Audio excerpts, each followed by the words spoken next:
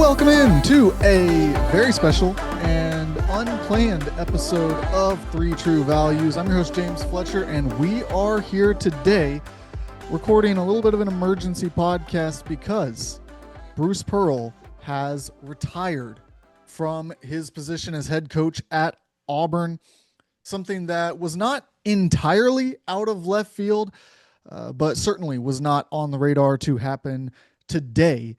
In particular. So without any further introduction, let's go ahead. Let's just start talking through things as Bruce Pearl retires from his position at Auburn. There since 2014. Of course, that's 11 seasons with the Auburn Tigers. Had recruited a very good team back into the fold this year. And then throughout the offseason, even at the end of last year, you could start to hear him talk more and more about retirement, talk more and more about the succession plan once he was gone from his current role.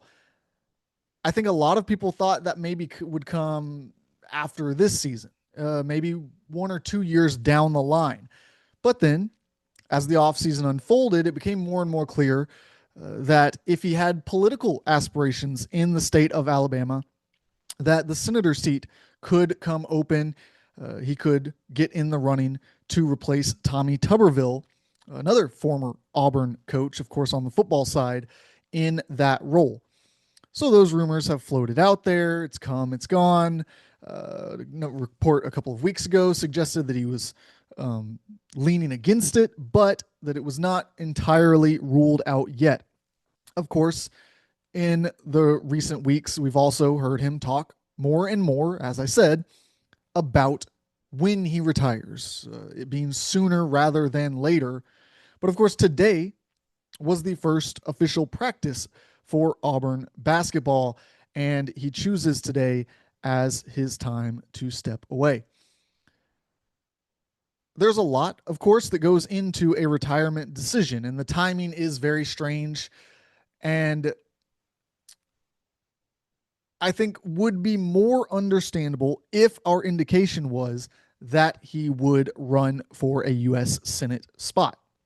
That is not the indication. In fact, in his video released on the Auburn page via Twitter, he suggests that he will not be doing so, that he is stepping into a role within Auburn University where he will stay involved and continue to make an impact there. Very interesting stuff, for sure. Of course, we had a similar situation last year when Tony Bennett stepped aside from the Virginia program right before the season. And there was some criticism then that the timing, it seemed weird to almost trap the players there, to make what certainly were promises that will not be kept, that he would be the head coach for the players who arrived, whether recruits, transfers, returning players. So an interesting situation unfolds here as well. Now, of course, one of the factors there was, at least in some people's eyes, that Tony Bennett wanted Sanchez, one of his lead assistants for a long time, to get a shot at that job. And so by retiring right before the season, he was given the interim role, and that played into the story and some of the criticism surrounding it. Here, I think it's really interesting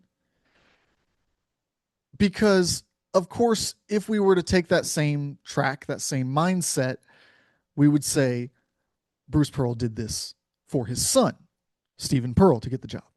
But I want to pump the brakes on that because we already have an announcement from Auburn that they are signing Stephen Pearl not as an interim head coach for one season, not even on a short-term contract. They are signing a full, and what is a standard in college basketball, 5-year contract as the head coach. Now, we still will learn more about the buyout and all kinds of different things within that contract, but it's a full 5-year deal. And that suggests that the succession plan, excuse me, was in place. That maybe they did not call him head coach in waiting as a title, but that they were in agreement that he would lead the program forward at whatever point Bruce Pearl stepped aside. Now, of course, you can argue, and it's hard to argue against, that this timing does make that decision easier. For sure it does. But I also don't see it as a central storyline here in what's happening. Instead, I think that we're going to have to wait. We're going to have to find out more from Bruce Pearl about why he chose now to step away. Why before this season, when he's considered one of the best coaches in the game, at the top of what he does, with a solid roster, with returning players in the starring roles, plenty of transfer help coming in, coming off of a Final Four appearance. The second in Auburn history, of course, he took them to their first Final Four as well. This is a coach who, as we read through some of his accolades, has so much behind him. He, of course, has won the SEC regular season 4 times. One of those at Tennessee, of course, prior to him taking the Auburn job. 2 SEC tournament wins as the Auburn head coach. A 4-time SEC Coach of the Year, 2 of those at Tennessee, 2 at Auburn, and the National Coach of the Year last season, which again makes it so much more interesting that he chooses now to step away. You are the reigning Coach of the Year, and whether it has to do with his advocacy and dedicating more of his time and his attention to that, whether he was burnt out in the profession, whatever the case, it is rare to see an athlete or a coach go out at the absolute pinnacle of their career. And I think that's pretty close to, if not what we are seeing from Bruce Pearl here. He was a coach who, in my recent SEC coaches rankings, was right in the mix in that top tier, along with Todd Golden, along with Nate Oates. And he did it in a different way, but it was effective. And year after year, he had Auburn in the national conversation, in the conversation as an NCAA tournament contender, not just someone who could make the NCAA tournament, but as a team that could contend deep into March. And so as these next few weeks play out, as we learn more, we will have more conversation about it, of course. But in the meantime, I want to take just a moment here to reflect on what he meant, not just for Auburn, because we just walked through some of the accolades. We walked through some of the achievements that he made. He's also the winningest coach in program history. I don't think there's any doubt he is the greatest Auburn basketball coach. And I say that with a lot of respect for Sonny Smith, someone that I have had the opportunity to speak with throughout my career. I think that he is now the best coach in Auburn history. 2 Final Four appearances. I mean, that's right up there at the top of the resume. The Coach of the Year honors. He is the winningest coach. And so, on top of all that, he played such a key role in making SEC basketball what it is today. Now, of course, former SEC Commissioner Mike Slive probably takes the mantle as the number 1 if we're going to rank who had the most impact, thanks to the birth of the SEC network, thanks to more investment made into sports outside of football. You know, that was kind of his big brainchild as SEC commissioner, continued in a lot of ways by Greg Sankey. But from there, it was also on the schools themselves to invest, because it's easy to take the money that you make from all these different resources and be told to try, across the board. And you can try, you can put in an effort. But to go above and beyond, to take risks, to invest at the same level that you want to achieve is not something that was happening across the board at every SEC school, particularly in the sport of basketball at that time. And to hire Bruce Pearl was a risky decision. He was coming off of a show cause, of course, was fired at Tennessee for impermissible benefits.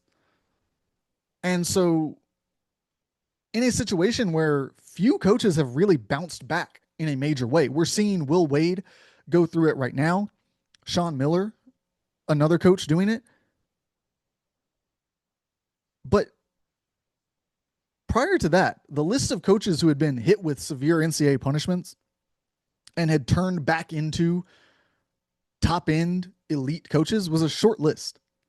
Now, they're out there, don't get me wrong. But it's difficult to do.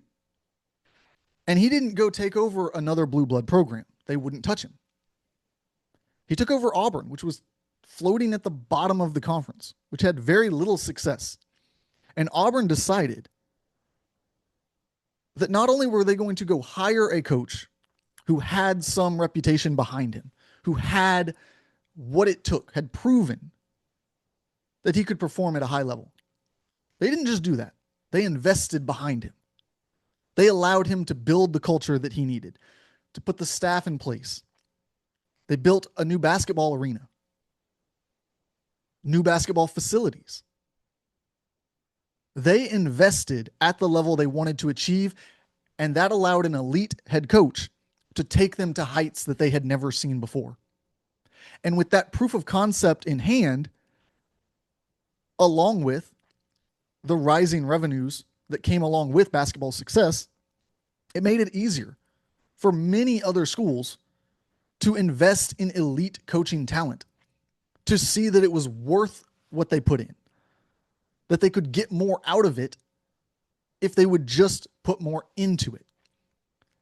And of course, that culminated this past season with the greatest conference from top to bottom in a single season, probably in basketball history.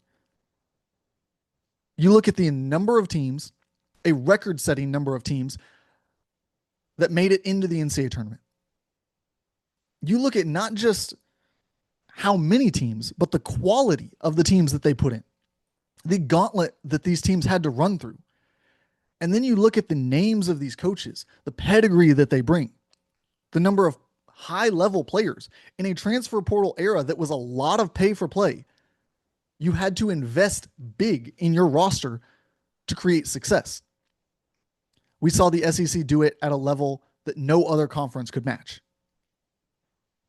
And so a lot of things go into that, but I don't think you can measure how important it was for Bruce Pearl to come in and, in addition to finding success at a struggling program, in addition to rallying the troops to bring in resources, he paved a way for other schools, paved this image of what they could accomplish if they found their version of Bruce Pearl. Look no further than their rival Alabama, investing behind Nate Oates. So there is a lot that goes into Bruce Pearl's legacy in the game of basketball. Of course, the show cause is always going to be brought up. It's always going to be something that follows him around. But I think more than that, what should follow him around is the fact that he was a key piece, one of these central figures in getting SEC basketball to unseen levels, to making them the top conference in college basketball, something that was not on people's radar just a decade ago. I'll close on this, and then we will head out of here, and we will be back on Thursday with some more recruiting, as we have done throughout this offseason. But only two SEC programs, at least while they were in the SEC, have won national titles: Kentucky and Florida. So that list is very short. And for a long time, decades, it didn't appear to be growing. But I think now, each and every season, you can rattle off 2 or 3, maybe even 4 schools outside of those who have a chance to win their first national championship and become the third SEC team to join those ranks. That's the impact. That's where we see it as Bruce Pearl rides off into retirement.